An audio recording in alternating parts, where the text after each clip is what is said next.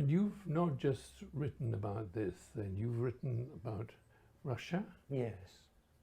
Is that something completely different, or? I don't think it is completely different, actually, because I became a Russian historian, and my father was very gifted in languages and encouraged me with languages at school, which in those days were Greek and Latin and French. And at that time, I was very keen, a little boy really, but early teens, I was very keen to learn Russian. But there wasn't, no idea why, no idea why. It became, there was no teacher, practically no one was learning Russian, although it was just beginning. There was a BBC series.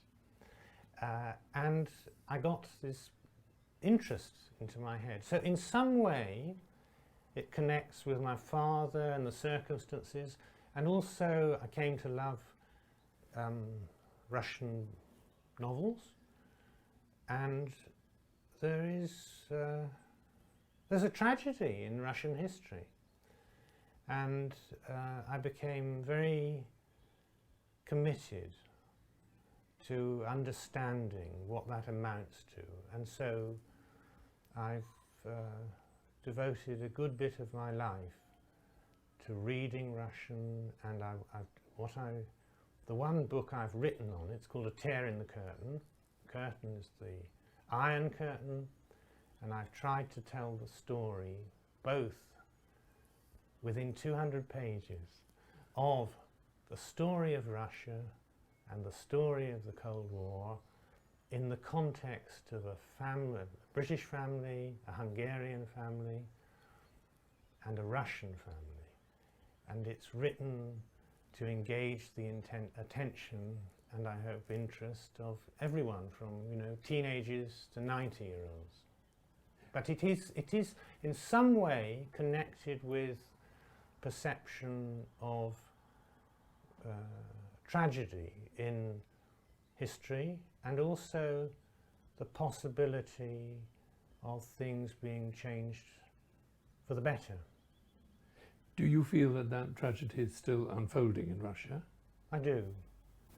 And I feel that there was a big change for the future in 1991 with the end of communism, when it became possible to tell the truth, and people could respond honestly to what the terrible events since the Bolshevik coup d'etat in 1917. And then, unfortunately, that time passed. I remember actually President Yeltsin on television, one of his last interviews, saying, about this tragedy. You take the pot off, you take the lid off the pot and you stir it round, this is Russia, and you've still got all the old stuff happening at the bottom. And then at the end, when he, in effect had to retire, he said, I've done my best. And I believe he did his best. It doesn't mean that other people won't be able to do better, but I believe that very sadly, history since then has moved away from what was achieved in those years. And that's that's what I think. Do you have faith in what will unfold in Russia?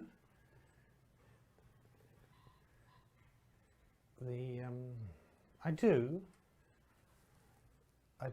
It's highly likely I won't live to see another such circumstance as came in 1991, and I accept that.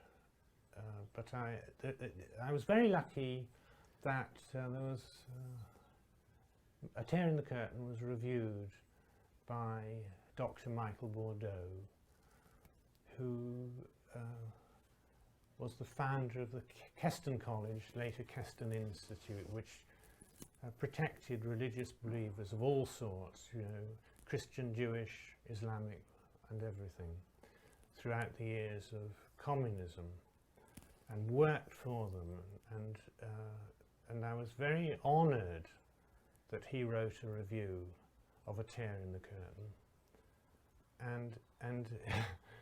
and in his review he said that in the longer term, what has happened in Russia since the turn of the millennium will be seen as a tragic moving away from real good Russian values.